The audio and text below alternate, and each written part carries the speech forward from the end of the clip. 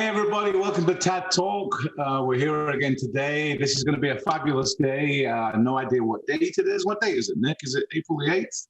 It's a great question. 7th. It's 2020. Pretty it's close. All right, yeah. Yeah, what year is it? Who knows? Episode 8. This is going to be great. It's kind of a family episode. I've got a co-host today. My son is on here, Nick. How are you, Nick? Hello. I saw you wore a real shirt and did your hair for this one. That's good to know. There's no pants. It's just the shirt, but, you know. And we've got two brothers here, so it's a family affair. We've got David Simmons from the UBU Project, an old friend of ours. How are you, David? Good. How are you guys doing? Good. You're looking good. And his brother, J.K. Simmons. J.K., how are you? Well, how are you? Very good. Thanks for joining us today. My pleasure. I think it's 2020. We're in the middle, for those who are watching this, a rerun in the future, or smack in the middle of the coronavirus outbreak. Well, at least we're all hoping we're in the middle of it. We hope we're not at the beginning of it. So we're all in quarantine, trying to isolate, trying to do the right thing. And this half an hour hopefully is going to bring you a little bit of levity. And we're going to start off with what we always do, which is a couple of quick fire questions to lighten the mood. I'm going to start with you, David. Okay. We're stuck in the house, or we're safe in the house, depending on how you want to put it. Okay. So lots of things to do, including watching the TV. What are you watching on TV right now? What am I watching on TV? Actually, not long ago, I was watching the J.K. Simmons Film Festival because I don't get a chance to see his work very often. So I just searched J.K. Simmons, and I was telling him what I was watching, and he said, "Wow, you found some really obscure stuff out there." So I watched a really fun independent called A Boy Called Sailboat. So that's the kind of stuff I'm doing. The last thing I actually watched full through was Mel Brooks' Robin Hood Men in Tights, because History of the World Part 1 wasn't there. Nice. What about you, JK? Well, I'm watching Oz and Law and Order and Counterpart and no, I'm not. I'm watching things that I'm not in, like my wife and daughter and I tend to watch things together. Our son is doubly quarantined right now because he's likely been exposed. Oh. So we watched Succession, which is a wonderful show about horrible people. Okay. We lightened that up by binging Parks and Recreation for the second time for me. And then the two of them with me sometimes in and out of the room a lot, especially when it gets kind of racy. They're watching Game of Thrones yet again. Yet again. I haven't seen Game of Thrones. I didn't watch it. What about you, Nick? I saw, I think, 2 episodes when it first came out, and then there was another show that came out at the same time that I just preferred, so I switched to that one. I forget what show it was now, but yeah. Well, we're watching Ozark. We're in like season 3 of Ozark, which is very crazy. But we just binge watched Fleabag. Have you seen Fleabag? You know, we saw my wife and daughter and I and a friend or two saw her live show in New York, actually, Fleabag. Maybe, yeah. But no, haven't seen the series. Honestly, I can say it's right up there in my top 3 things I've seen on a Netflix kind of situation where it's a series. So funny. She's brilliant. So good. Yeah, and it also features one of my very favorite actors, Adam Scott. Oh, yeah? No, not Adam Scott. What's his name? Welcome to a senior Simmons family. Irish actor on Fleabag. He was Moriarty in Sherlock. Brilliant actor. Well, we've got Andrew Scott. Okay. We had people shouting out on our feed. Adam Scott is also one of my favorite actors, but he's on Parks and Recreation. Gotcha. And Olivia, what's Olivia's name? Who's in that too? In Fleabag. She just won an Oscar as well. That Coleman? Oh, Coleman. Olivia Coleman. Brilliant. Oh, she's brilliant. Yeah, actually, we've been watching another show with Olivia Coleman, not The Crown, but the one where she's a detective on a coastal town in England. Okay. I have all the answers, don't I? Well, yeah, we've got people firing answers out here. That's great. The audience plays fill in the gaps. They do. Yeah, it's a guessing game, really. they're 20% delayed, so we've still got a head start on them. Roger. All right, JK, here's a question for you. What are your top 3 movies? It's always a tough question anyway. Interesting to hear this.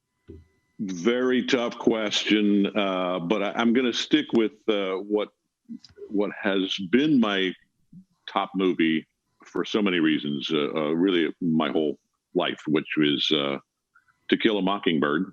Fantastic. Obviously a brilliant novel, and I think an equally brilliant film. What else? Top 3.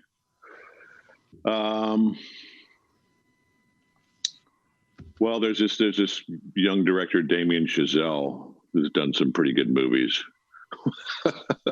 But I heard things. Not going to say. David, you go, and then I'll come up with my second and third. Okay, good, because of course mine includes anecdotes. Definitely To Kill a Mockingbird, since I was a kid. No, I'm sorry, you can't do that. I've already done that. Yeah, but I have a story. Oh, One day, our mutual mother and I was on my way to a rehearsal at MCT. She was on her way to a meeting at the Montana Arts Council. To Kill a Mockingbird was on TV. And we both kept walking by and looking at the TV. And finally, we were both late for everything because we had to watch the whole movie. But I will give another 3. The American President, which I just watched again. Just great show, and, you know, romantic on all the right levels, including in terms of pulling on the patriotic heartstrings. A British indie called Still Crazy. Do you guys know that at all? Oh, I haven't seen that. Imagine this is Spinal Tap, but taken a little more seriously. And it's about, it's sort of the band that got created is sort of a cross between Deep Purple and Uriah Heep, and their lead singer died mysteriously and blah, blah, blah. And it's great. Wow. And if you've been a road musician, which most of us have been on the road, actually all 4 of us have, it's pretty cool. So American President, Still Crazy, and not because he's related to me and here with me right now, Juno is one of my absolute favorite movies. When people ask, people have seen Whiplash, and they said, wow, you know, he's amazing. I said, yeah, it's the best work I've seen him do. And I said, but if you really want to get to know my brother, watch Juno. Because that's where the heart is and stuff. I'm going to watch Juno tonight. Have not. Have you ever seen Juno, Dad? Oh, I have not seen that. Have you? Great movie. All right. Yeah. I saw Whiplash last night again. It's amazing. That's just a joyride, isn't it? What about your 2? I think I mean it's very hard to pick, obviously, but for my second and third, I'm gonna lighten up a little bit, just because why not? It's hard not to say this is Spinal Tap, which is so brilliant but that's already been mentioned. So I'm gonna say Fargo. The Coen brothers at their best, and they obviously are genius. I mean, that would be I'm going to say 2 and 2.5, or Fargo and No Country for Old Men, 2 vastly different Coen brothers movies. Mm-hmm. And then number 3 is going to be Monty Python and the Holy Grail. Love it. Nice. That and Life of Brian. Yeah. So good. I've got to tell you, this is a geek out thing. So Spinal Tap, all of us and any musician out there, that is our holy grail. That's amazing. Right. You cannot go anywhere, say Stonehenge, if you're talking about the real Stonehenge, and not make a reference to that. But I got to tell you, so my wife just bought me a car for my birthday, and she bought me a Tesla. And the coolest thing about the Tesla is the volume on the radio goes to 11. Yeah. That makes me so happy and gives me faith in the world. It is very cool. So cool. One last quick fire question. What personality trait of yours, JK, has got you into the most trouble? Well, that would be my... Okay, good. Well, that means I can be honest then. It is my frustration with authority figures who got into their line of work for what I deem to be the wrong reasons. That's a great answer. And that can be a security guard and listen, with the caveat that I've said for my whole adult life, some of the most underpaid professions in the world are teachers, nurses, firefighters, and police officers. But every once in a while, there's the wild card that you go, oh, I know why you chose this career, and it's not for the reasons we wish. No. What about you, David? Well, the obvious one is my addictive personality, which we'll get into that later. My talk to me face. I have had conversations go on for sometimes weeks that should have ended with, good, and you? Oh, that's a really good one. I got to remember that. Yeah, that is. Yeah. Well, it's going to be a great show, this. And we've got two brothers, obviously grew up together. And I know we've got shots of them as they grew up together in Detroit. Am I right? Was it Detroit? The first 10 years for me and 6 years for David, we're in Detroit. Okay. And then obviously two different careers and two equally amazing things that you're both doing with your lives. And I'd love to get into them. But before we do, you've got the part where you were together, the 10, the 16 years, the 20 years. What are you, either of you or both of you, what are your memories of that? The distinctive memories? Okay, here's where I get amused at your optimism in using the word memory. Yeah, because I have none. The bald guy with the glasses does look familiar to me. Yes, I mean the other bald guy with the glasses. I will. Without being hyperbolic, I could go almost every year of my life and have a great memory. But my favorite bizarre memory of us, my dear brother, and we never got to tell this story at the concert, was when my brother and I shared a room and twin beds, so there's about a person's width in between the two beds. And we had a hassock fan, which is like a footstool, but there's a fan in it. And because we were who we were, our bedroom was littered with dirty laundry. And one night, a piece of laundry got sucked up into the fan. And so the blade wasn't turning, but the motor was still going. And when motors go and they don't do anything, they get warm. The laundry caught on fire. So this man wakes up, and I think I'm in grade school and he's in junior high or high school. He wakes up, looks across to what should be his little brother, and there's a wall of smoke and fire. So he starts screaming, goes to get my dad. My dad comes in. Our dad comes in. They're, beating on things with wet towels and opening windows and swinging wet towels around to get the smoke out of the air. And doing the thing. And finally they sit down. I look over in my bed, and here I am. Never knew how close. I still don't think it happened. And were you a Tigers fan, David? I'm more a Tigers fan because it gives me more to talk about with my big brother. I love baseball, but I never followed it like him. When we did, and I could go on for hours about memories, but when we did summer stock together in Big Fork, Montana, the one season we worked there together, I came down to the restaurant and grabbing breakfast and something healthy, like 6 cinnamon rolls and a pot of coffee, and he's looking at the newspaper, and he looks much calmer than I am.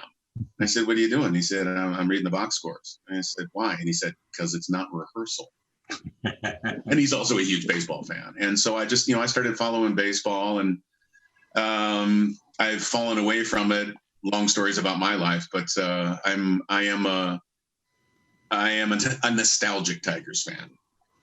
Awesome. And I know, JK, I know you're a massive Tigers fan. I think you played the Tigers manager in For the Love of the Game. And I'm from England, as you can tell from the accent, so we don't have baseball over there. We call it rounders.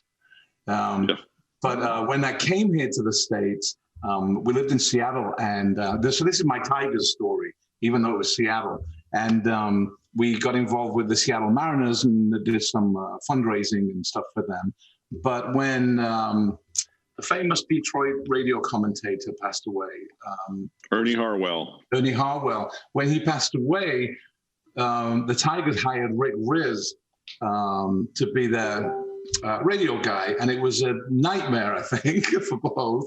It was lasted 3 years, and Rick went back to him. Rick's a really good friend, and so that's how I know the Tigers. But I know you like talking about the Tigers, so what's your? I know if it's sports is a passion, how would you talk about the Tigers?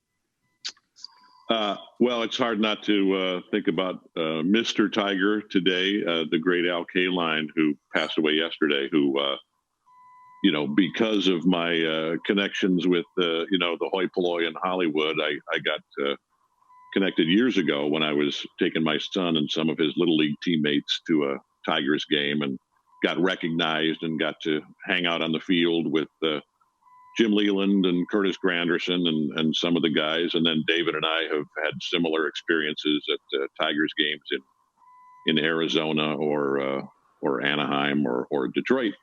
But Al Kaline, Mr. Tiger, a legendary, iconic baseball player, first of all, but just a true gentleman and a really classy guy. And the world is a better place because Al Kaline wore the Tigers' Old English D for 22 seasons. Wow. Yeah. This is moving away from the passion for the Tigers, but Nick, what do you feel about the Detroit Tigers?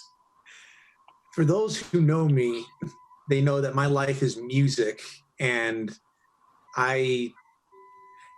someone brings up sports at a party, I go and find the drink table. You have no idea. I have no clue, but I'm going to say, so I don't get ejected off of this, that I absolutely love the Tigers. The Tigers are amazing in every way possible, shape and form. Right. So sincere. Yeah. Absolutely. And that's the same question of you then, Nick. I got a Denzel tier going on that one. What's your favorite memory growing up? What's your favorite childhood memory? I know it wasn't in Detroit, but it's in the same theme here. Wait, me? Yeah, you, yeah. Oh. My favorite childhood memory. Okay. This is just off the top of my head because I didn't think I was going to be asked this one, but it's with Mom, actually. We were at a park. I think it was in our old house in Arrowhead. We were at a park and we were walking around, throwing bread to the ducks, feeding the ducks and stuff like that. And we ran out of bread about half an hour, 45 minutes after being there. And after we ran out of bread, we said, might as well go home. So we started walking away, and there was one duck that just followed us because it wanted more bread. So we kind of, turned around, expected the duck to understand what we were saying. We were still like, sorry, we don't have any bread left. And we kept walking. And then another duck started following us, and then another. And then by about 20 seconds later, there was a whole flock of 40 ducks just literally chasing after us for bread. And I think my mom got pecked on the foot. But it was one of the funniest things. Just people's bystanders, if they had smartphones at that time, they would be filming just a horde of ducks just chasing two innocent bystanders. That's brilliant. That is a Hitchcock movie waiting to happen. Right. It already happened. Yeah. Ducks. So let's talk a little bit about, I know with David, I'd love to start with you. The UBU project. Right. I got to tell you something first about David. No, there's a lot of viewers out there that know me and know what I do at TAD and so on. I got to tell you something about David. He is not only one of the nicest people that I've worked with, but he is one of the most sincere people. When you can talk about nothing, you can be talking about coffee, but the sincerity oozes through. I've never told you that, David, but it does. Thank you. He's very serious about coffee, for sure. Yeah. Oh, yeah. But I know that what led you to the UBU project was obviously tumultuous, difficult time. Do you feel like talking to us a little bit about that and tell us what UBU's about? We'd love to. Yeah, I love the UBU project, and it exists in great part because of two people, because of my brother And because my late wife saved my life, March 31st of 2009, I thought it would be a good idea to skip this mortal coil, attempt to take my own life. She found me, saved my life. And she was the kind of woman who had great perspective. She was on her journey with breast cancer at the time. And she found great perspective in everything. And so within 24 hours, the day of my attempt was renamed Life Day, March 31st. I just did a live stream concert. And then she would tell the story of saving my life, and it sounded like a stand-up routine. And and it wasn't making light of it, but it was treating something heavy very lightly. So anyway, yeah. So I'm a suicide attempt survivor, recovering alcoholic, 27 years in the program, and I'm the fat kid that got bullied. And these are the things that I tell the students I work with. I'll go into the schools. I'll go in on a Monday. I've been working with a lot of 5th grade classes, and I'll introduce myself, tell them about my career, a lot of the travel that I've done, about my training at University of Montana as a music major, which is where my brother and I both went to school. And then I tell these kids, in addition to all of that, I'm also a thriving survivor of my own suicide attempt. Do you guys know what that means? And these 10-year-old kids can speak with great detail about what suicide means, but they don't know what thriving means. So we spend more time talking about that. They all know what a recovering alcoholic is. And of course, they all know what it is to be bullied. And then for the rest of the week, we talk about what I call the treasure chest, which is hope and resilience, self-compassion, and empathy.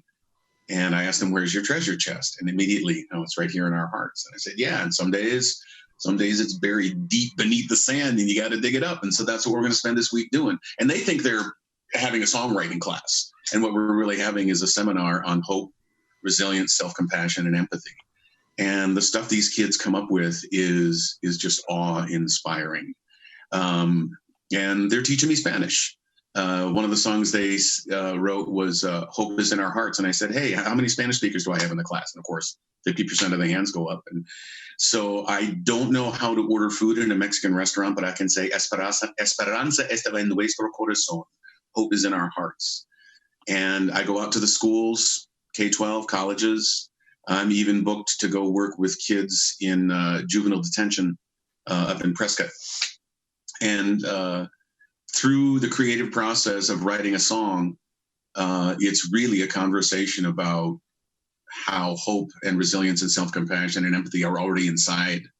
And our mutual father was a teacher. And one of the things he taught all of us, and our sister just retired as a teacher, one of the things that we were taught was the greatest teachers draw their students to the threshold of their own wisdom. So the whole idea is everything you're about to learn, you already know. I'm here to help you get out of your own way. And it is truly awe-inspiring. And what's really sweet is I've had some of my students text me to check in on me during quarantine to make sure I'm okay. So that's some pretty cool stuff. Yeah, me and Julia and I, went to the first annual Light Your Corner of the World UBU concert not too long ago, and you were talking about it, and there was some stuff that really stuck with me because depression and suicide it's difficult to convince someone that that's not the path to go down. It's really once you have that state of mind, it's difficult to really convince someone otherwise. And there's a lot of, suicide prevention things out there that consist of a giant group of people. For the most part, I know you have a lot of people on your side, but this is you, and this is your baby and your mind and your project. And I forget the exact number, but you mentioned in your concert how many kids that you've brought on and saved because of this project. How many was that? Well, to say I saved them is a lovely thing to say. I'll have no idea how many kids I saved until I'm a man of faith. So until we all get to heaven and my students run up and go, Mr. David, natural causes, woohoo! But I have had direct interactive work with over 7,000 students in 19 months, and we've seen a 33. And you can't quantify the human spirit. I have 6 quarts more hope. But I do a little informal pre-residency and post-residency questionnaire. It's the exact same 4 questions. And we've seen an over 33% increase in these kids' comprehension of these words. And the notes they send me, there was one kid who sent me a note. And also in addition to all the stuff that I've mentioned, I do live with multiple managed mental illness diagnoses. I have, as my dear friend Walt Verson said, I was tailor-made for these times because my baseline of depression, anxiety, post-traumatic stress disorder, and all the other initials, that's what some people are just dealing with for the very first time. But anyway, there was one kid, 6th grader, I can see him in my mind's eye right now. And we were having a sharing time. And I was just talking about, what does hope mean to you, or resilience? And this kid says, well, we're sharing, right? And I thought, well, this kid's been around 10, 11. And he said, well, in kindergarten, I had a brain tumor, and then it came back in 5th grade. And on Monday, I'm going for a growth hormone test. And this class has given me hope and resilience, and I'm not as afraid of it as I was. Wow. I thought I was just teaching him how to write a song. And when I first started this program, I did call it a suicide prevention program, but what it really is teaching anyone who participates that they have this hope and this resilience and self-compassion and empathy within them already. And I also am very clear that I'm a guitar player who survived, and that here's the crisis line number, and find your trusted adult. I pay my trusted adult twice a month to go unload my stuff on him. And then, my brother's one of my trusted adults, my best friend Walt, my sister. I've got so many people in my inner circle that I'm deeply grateful for. And it's, and I know this is only a half-hour gig. The biggest thing for me is, in addition to, singing songs and saving lives, is normalizing this conversation, so that if you ask somebody, how you doing, do you mean it? And if you answer that question, do you tell the truth? Just like, where are you from originally? Or Terry, coffee. Let's talk about coffee. I will ooze some sincerity on coffee. No, so you're saying if you ask somebody how you doing, then you need to have on your listening face and actually mean that question. Mm-hmm. No, yeah, seriously, David, you are awe-inspiring. Because if you change the path of just one kid. Mm-hmm. Oh, I'm looking at I'm looking at our Facebook feed, and those emoticons of the hearts. Well, I can't see the text because the hearts are going everywhere, and truly, it really comes over. It really comes over. You are awe-inspiring. It's tremendous. I got goosebumps. This is great. Well, you're giving me goosebumps, and I do this for a living. My friends and I created a men's support group just to talk about stuff that men of a certain age need to talk about. And one of the guys in the group was Gardner, Kim, who produced the album and became my partner in crime. And we were talking about how the project has grown in just 18 months. And he said, David, when we started recording that album, that was to save you, and now you're saving all these kids. And where can people find that album, David? If you look at ubuproject.org, which is along my name right here. Yeah, go out to ubuproject.org and look for the UBU Project on the Facebooks. And we'll throw that URL up on the screen here so people can get to it. But it's a UBU Project. Those are the letters. ubuproject.org. Correct. Go on there. Go and learn about it. I want Tad to be more involved in it, actually. These conversations were just sort of bubbling, and then coronavirus. So yeah. definitely. And that's the cool thing is go ahead. What was the date of the benefit concert? March 2nd, 6 centuries ago. Right. Yeah, that was a month ago, and this was not in our consciousness at all when I came out to do a couple numbers with David for the benefit concert, which was an awesome evening, by the way. Truly, and there are some cool video clips from the concert, including Mr. Nick Davies. I dragged him up on stage. We sang our unplanned, completely unscripted, off the cuff encore, which I stole a bit from you, Terry. Hi, we are done, but we really have one more song left, and I'm too old and fat to lead the stage, so just start screaming encore, and we'll do the next song. Okay. And I've got 2 lists of songs I wrote and songs I wished I'd wrote. And David Bowie's Heroes is, I wished I'd wrote that. Well, we actually have that video. I believe we have that video here of the 3 of you on stage doing that number at the... I'm not sure if there's a video. I think... Is there a video? I know there's at least a photo. Well, you know what? We have a video, and it's from cool. that event. Or we have something. I don't know what it is, but we'll Get after it. Go do the thing. But the goal.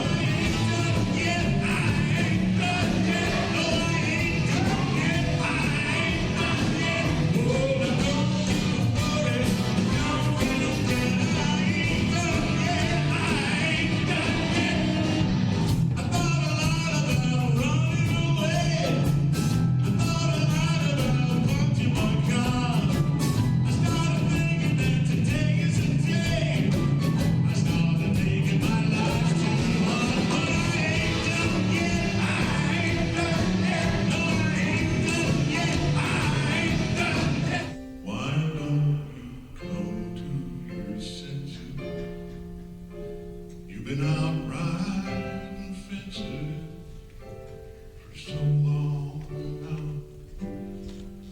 Yeah, you're a hard one,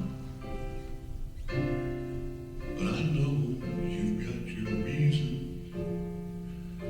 These things that are pleasing you will hurt you somehow. I mean, demons and wizards, you servants of sin, all your past.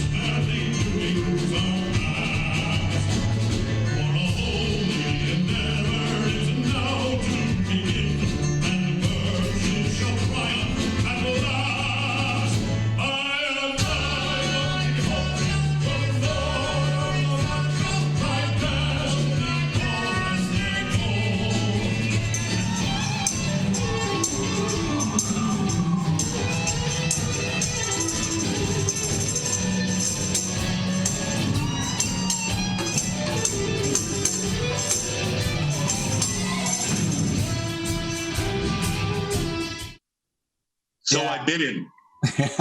So what? So I bid him. I like it. Not worth it.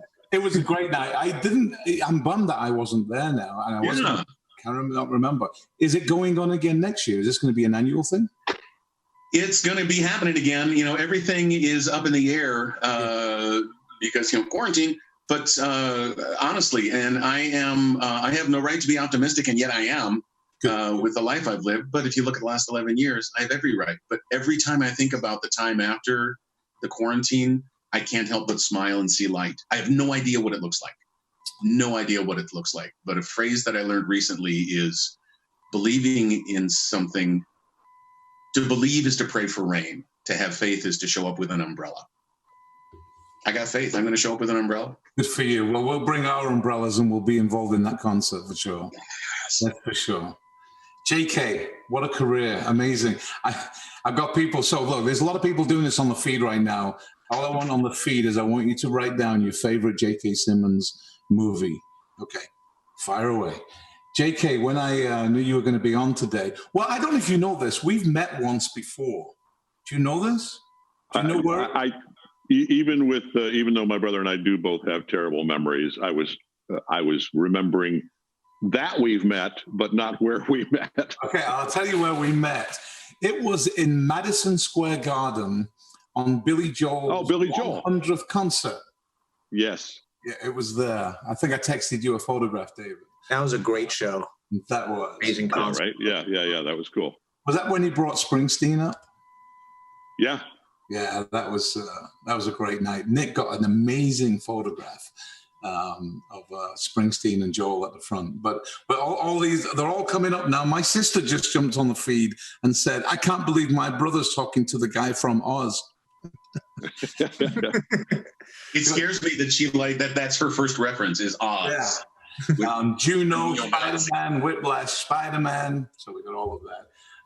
But so I did a little bit of research, because I obviously know Spider-Man. I obviously know Whiplash, but then you start digging and didn't know you were in For the Love of the Game. But then I learned all these voices.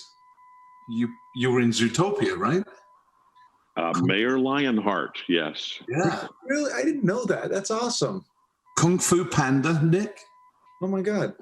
Yes, I was the evil Kai in Kung Fu Panda. Yeah. Wow. Phineas and Ferb. Sure. Sounds familiar. Obviously, Spider-Man. Pound Puppies. You know Pound Puppies, Nick? I'm a little after that one, but that's okay. How about Archer? Oh yeah. Love See, Archer. that was one of the few that my kids actually cared about. Every time I did an animated thing, in the back of my mind, part of the, aside from this is what I do for a living, I thought, oh, my kids might be into this, when I did, whatever the cartoon may have been. Archer, when my son, at age, 18, 17, found out I was on Archer, he was like, that was almost like when he was in kindergarten and I was doing Spider-Man. Nice. It was a real dose of street cred there. That's awesome. Absolutely. And the yellow M&M. Ta-da. Oh, Santo. It's amazing. Whiplash was incredible. It was. I watched it last night and again, and I've only ever watched it once. Do you ever do that, by the way? I find myself in quarantine now going, you know what? I'm going to watch the Benjamin Button because I watched it. Oh, that's a great movie. I don't remember any of it because I watched it once. So I watched Whiplash again last night. I watched James and the Giant Peach last night. That was great. You weren't in that, were you, JK? Not that I recall. No, I don't think so. Although you're in a movie with probably my favorite actor of all time. You were in Lady Killers with Tom Hanks. Oh, one of my favorite human beings of all time, Tom Hanks. Absolutely, yeah. That was my first, I think, Coen Brothers experience, and it was that whole ensemble that Tom was sort of the leader of. Obviously, was a great experience. That's awesome. Yeah. I know I was speaking off camera before with David, and you lost your parents right before Whiplash. I think your father a couple of years before, and your mom the same year or the year before. And the Oscars, obviously, for them not to see that. Your Oscar speech, in my mind, was, if not the best, one of the very best. And for those who didn't see it, I think we have the video of JK running that Oscar speech. Just check this out. Chief, I found Parker. Where you been? Looking for you all morning. Why don't you pay your phone bill? Mad scientist goes berserk and we don't have pictures. I heard Spider-Man was there. Where were you? Photographing squirrels? You're fired. Chief, the planetarium party. Oh, right. You're unfired. I need you. Come here. What do you know about high society? Oh, well, Don't answer that. My society photographer got hit in the head by a polo ball. You're all I got. Big party for an American hero. My son, the astronaut. Could you pay me in advance?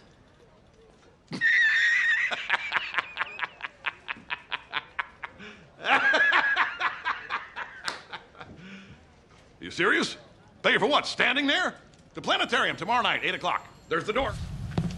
I've carried your fat ass for too long, Matt, so I'm not gonna have you cost us a competition because your mind's on a fucking Happy Meal instead of on pitch. If you deliberately sabotage my band, I will fuck you like a pig. Now, are you a rusher, or are you a dragger, or are you gonna be on my fucking time? I'm gonna be on your time. What does that say? Quarter note equals 215. Count me at 215. 1, 2, 3, 4. 1, 2, 3, 4. Jesus fucking Christ! I didn't know they allowed retards into Schaefer. Were you rushing or were you dragging? Answer! I'm upset! You are a worthless, friendless, faggot-lipped little piece of shit whose mommy left daddy when she figured out he wasn't Eugene O'Neill, and who is now weeping and slobbering all over my drum set like a fucking 9-year-old girl. So for the final father-fucking time, say it louder! And that is also awe-inspiring too. I mean, your whole catalog of work, but that speech, wow, goosebumps.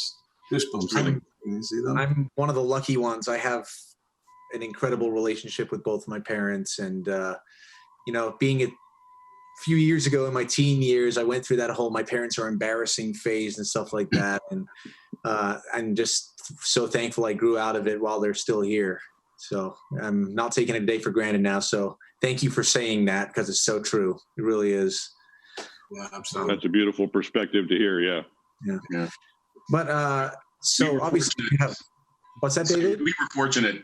All three of us, our sister Elizabeth lives in Seattle. Our parents were amazing and led by example. I can say about 5 different quotes they said that I live my life by. Everything else was sort of the what would mom and dad do kind of thing. Yeah, definitely. Well, that's amazing. I have a couple questions in Hollywood land for JK here. So I'm going to ask this one first. So we know like all the stuff you've done, like Whiplash, Juno, Spider-Man, all that. How did you get started? Like, where did it all start? I got started, I was studying music in college, which my brother and I both did at the University of Montana. And through a variety of bizarre circumstances, ended up at a place called the Big Fork Summer Playhouse during one of my summers off as the music director, ostensibly. And then because I could sing, I ended up being cast as the lead in one of the musicals, despite a lack of apparent talent, certainly, or certainly experience at the time. And played the lead in Brigadoon. Hand me that map. Yeah, that began my learning experience. I mean, I fell in love with it. I fell in love with the whole concept of theater as an artistic expression. I was already in love with singing Brahms and Beethoven and Bach and all those guys. And then one thing led to another. David and I got to do a season there together. He was 4 years behind me in school, and we overlapped there 1 year, and that was the beginning of it. That's awesome. That's so cool. And what was your first big role? What was your first on-camera movie out in the theaters role? Well, my first on-camera anything was a small part in a. Look at that! It's David and I and the Music Man, in Missoula, Montana. That's awesome. Harold Hill and Marcellus. My first on-camera job was a TV movie with a young actor by the name of Ed O'Neill playing Popeye Doyle, the character made famous earlier by Gene Hackman in The French Connection. And I played a cop, uniformed cop, Officer Miller, in New York City, who was the first cop on the scene when somebody called in, that there was a dead body lying in Central Park. And I had one scene with Ed O'Neill and this, here comes the Simmons brothers memory thing, the wonderful actor who played his partner in the movie, and both of whom were very generous and very cool with this, inexperienced, nervous actor playing Officer Miller. That's awesome. Are you working on anything new right now? Not working on anything, right now, but before all of Hollywood went on hiatus, along with, every other non-essential profession, I was doing season 4 of a show that Billy Bob Thornton has had running for obviously 3 years now, called Goliath, which is a really smart, interesting show that Lawrence Trilling created and runs now.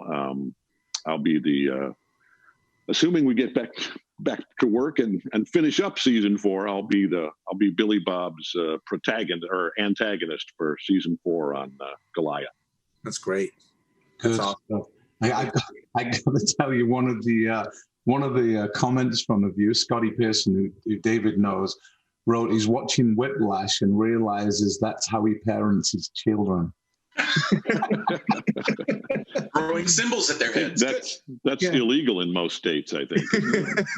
Okay, but that's awesome. That's great. Both of you, thank you for sharing those stories. We have a section of the show. It's called "Where in the World is Terry?" Where in the world is Terry? Where in the world is Terry?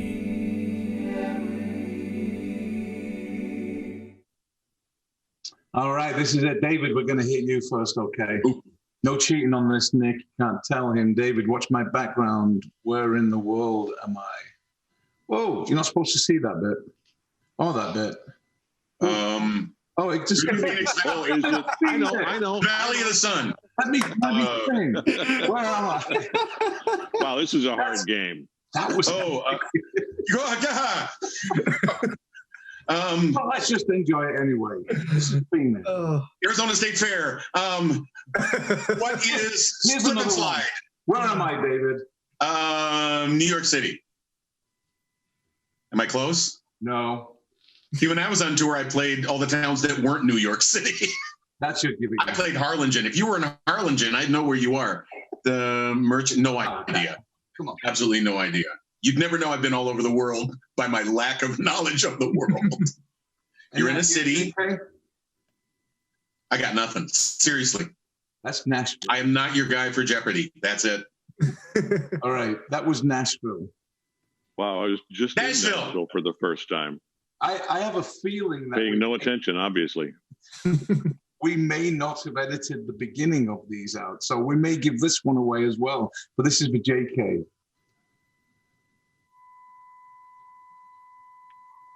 Starts with a D. Thanks.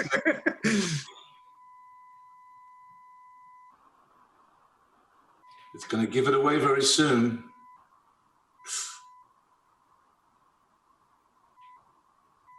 Oh, is it? Do I get extra credit if I?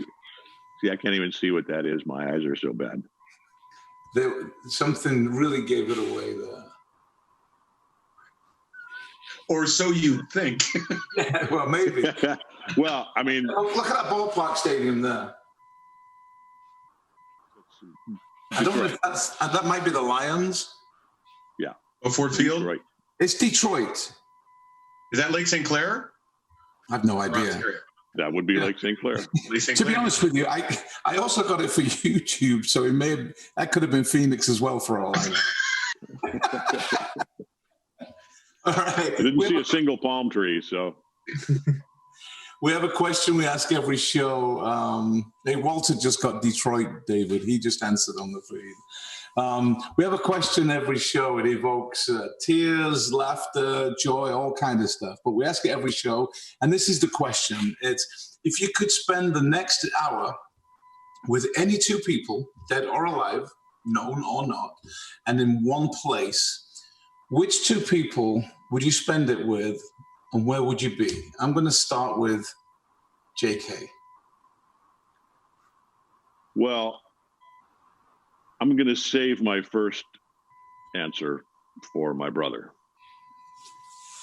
So, other than the people that I suspect he's going to say, yeah. I'm going to pick actual well-known people from history. You know what? I'm going to pick one actual well-known person from history. Jimi Hendrix. Wow.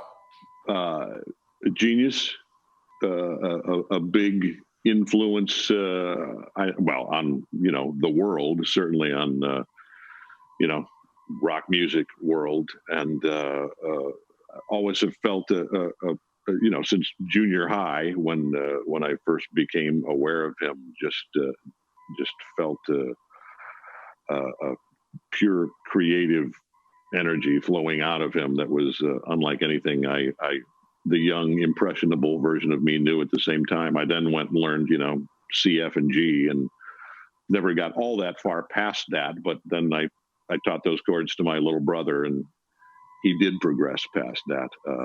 Obviously an iconic guy, and I think a complicated and fascinating and ultimately tragically flawed or tragically difficult, complex human being who's left an amazing legacy. Now I had a number two in mind that I was going to go with, but I think another one might be, this just popped into my head and it goes all the way back full circle. Gregory Peck. I remember him being, and the way, and this is a segue, feel free, the way that I was,